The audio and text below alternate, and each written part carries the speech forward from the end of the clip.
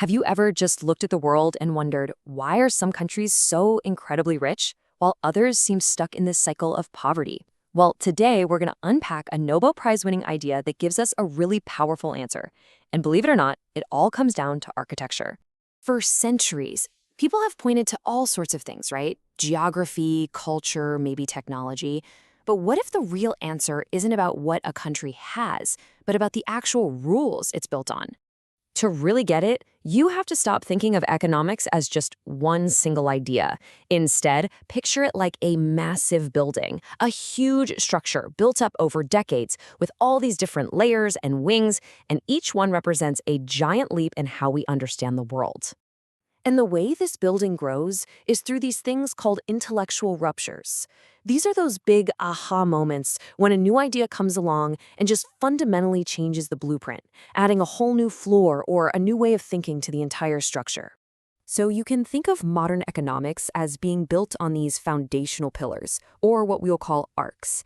They cover everything, from how markets behave to global finance. But today we are focusing on one of the most powerful arcs of them all. And that is Arc 9. This is the idea that a nation's prosperity, its wealth, is determined by its institutional foundations.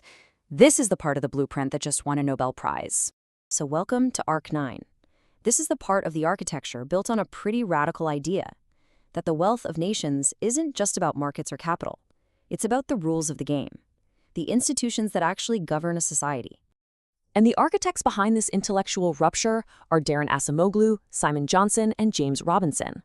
Their incredible work, which earned them the 2024 Nobel Prize, gave us the definitive blueprint for understanding how these rules of the game really do determine a nation's fate. Their central theory is actually beautifully simple. What they argue is that pretty much all societies can be understood as having one of two basic types of institutional blueprints. And this right here is the core distinction. On one side, you've got inclusive institutions.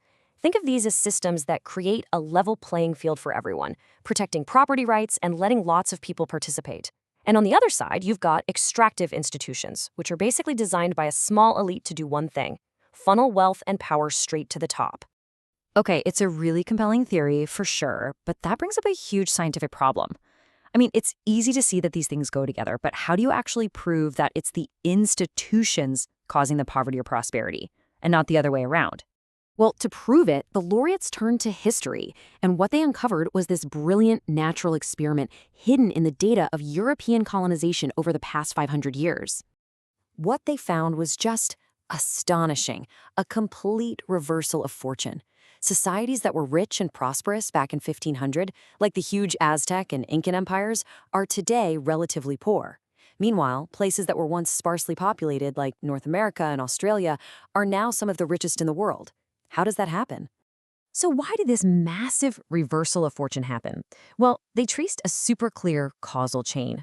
First, they looked at settler mortality. In places where European settlers faced high death rates from diseases, they just didn't settle down in large numbers. In those places, they set up purely extractive institutions. They get the resources out as fast as possible. But in places where settlers could survive and thrive, they demanded and built inclusive institutions to protect their own rights and property. And those institutions, set up centuries ago, locked these places onto two completely different paths to prosperity that we still see today. And this example just illustrates the impact perfectly. Take the city of Nogales, literally split in two by the US-Mexico border. We're talking about the same geography, same culture, same people. But on one side of the fence, a history of inclusive American institutions led to safety and prosperity. On the other, a legacy of extractive colonial institutions led to vastly different outcomes. That border isn't just a line on a map, it's a dividing line between two institutional histories. So this is way more than just a clever history lesson. This work has fundamentally changed how we think about global development, and that's exactly why it was recognized at the highest level possible. The Nobel committees saw the profound impact of this work. They awarded the prize specifically for studies of how institutions are formed and affect prosperity. This wasn't just another theory. It was a fundamental shift, providing hard evidence for an idea that people had been debating for decades.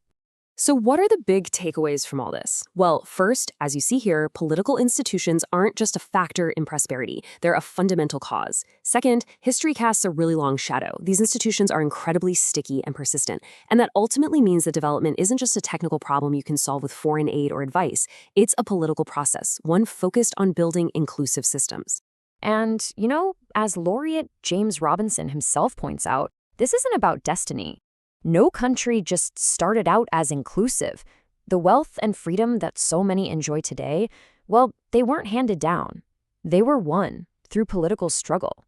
It's a story of transition, of people fighting to change the rules of the game. And that leaves us with a huge critical question. If we now have the blueprint for what makes a country prosperous, what does it actually take to change a nation's architecture? Answering that might just be the most important project of this century.